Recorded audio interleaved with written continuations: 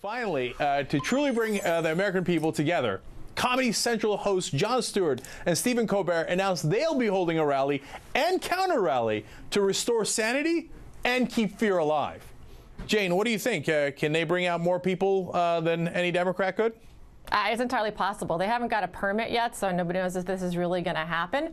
But I think it's great that, they're sort of countering the psych out that's going on right now, that this is Glenn Beck Nation. And, it's not. And the two of them probably have a lot larger fan base and a lot more compelling message, quite frankly. So I'm excited about it.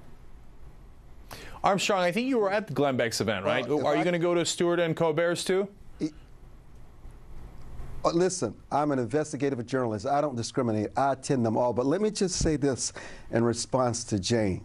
I think Colbert and Stewart should be very careful to put their credibility on the line, because I was at Glenn Beck's peaceful rally. It was not a political rally. In fact, I thought I was attending another Martin Luther King I Have a Dream rally. Given this wait a minute. You're comparing Glenn Beck to the Martin Luther King I Have a Dream rally.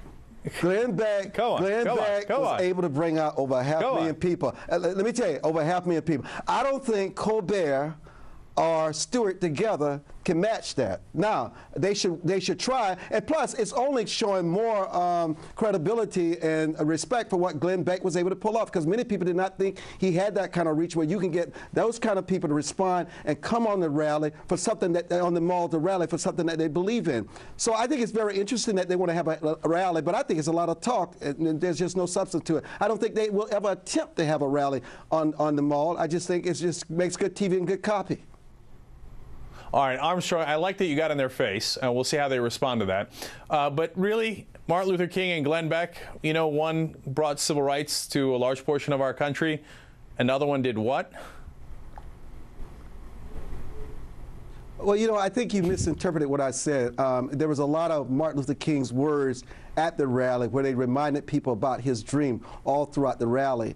And so the point was that obviously Martin Luther King impacted Glenn Beck more than anyone had ever known. And I also heard Glenn Beck, one of the times on his radio show, talk about the 3/5 of the Constitution, how they tried to relegate blacks, and it was one of the most eloquent arguments that he'd ever made. You would have thought that President Barack Obama, Reverend Al Sharpton, was making this argument about how ridiculous, how sad it was.